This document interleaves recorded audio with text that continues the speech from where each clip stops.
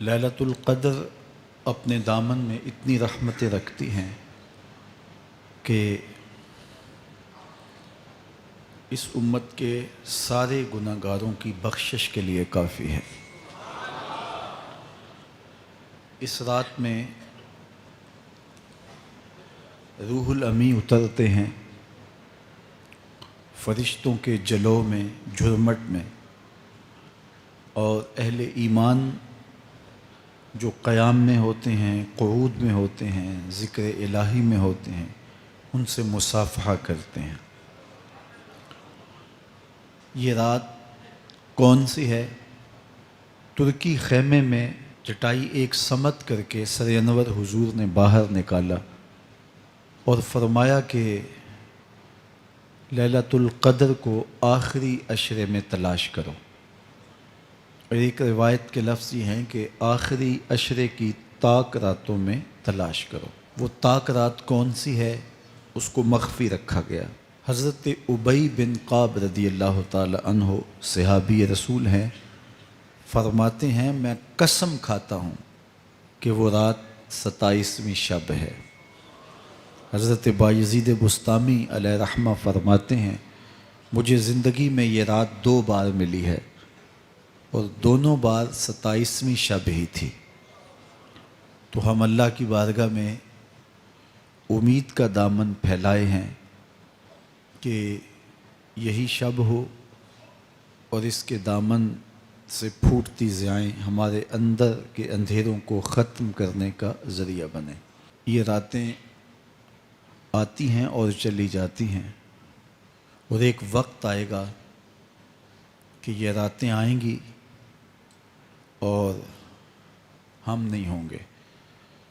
کتنے لوگ ایسے ہیں جو پچھلے سال تھے لیکن آج نہیں ہیں، ان سے گزشتہ سالوں میں تھے آج نہیں ہیں۔ تو یہ جو میسر راتیں ہیں ان کے دامن سے پھوٹتی ضیائیں ہمیں اپنے اندر سمو لینی چاہیے کہ ہم دنیا پہ نہ بھی ہوں گے تو یہاں سے جو ہم نے نور لیا ہوگا وہ قبر میں بھی چراغاں کرے۔ باطن کی روشنی، اندر کے اجالے اور روح کا چراغاں اس رات کے دامن سے لیا جا سکتا ہے۔ حضور علیہ السلام رمضان المبارک کے آخری عشرے میں کثرت کے ساتھ عبادت کرتے تھے۔ حضرت سیدہ عائشہ رضی اللہ تعالی عنہا فرماتی ہیں کہ حضور کمر بستہ ہو جاتے اور اپنا تہ بند کس کے باندھ لیتے، خود بھی جاگتے اور اہل خانہ کو بھی بیدار رکھتے۔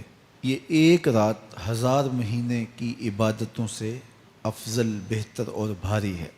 تو اس امت کو جب اتنا نوازا گیا ہے کہ ایک ایک رات اتنی برکتوں کی حامل عطا ہوئی ہے، تو پھر ہمیں بہت زیادہ کوشش کر کے برکتیں سمیٹ لینی چاہیے تاکہ جب ہم اس دنیا سے جائیں تو ہمارے پاس ایک بہت بڑا روشنیوں کا ذخیرہ ہو جو ہماری قبر میں بھی چراغاں کرے، حشر میں بھی روشنی دے، اور ہمیں کہیں بھی اندھیروں کا سامنا نہ کرنا پڑے، چونکہ روشنیاں تو ہم نے یہاں سے لے کے جانی ہیں۔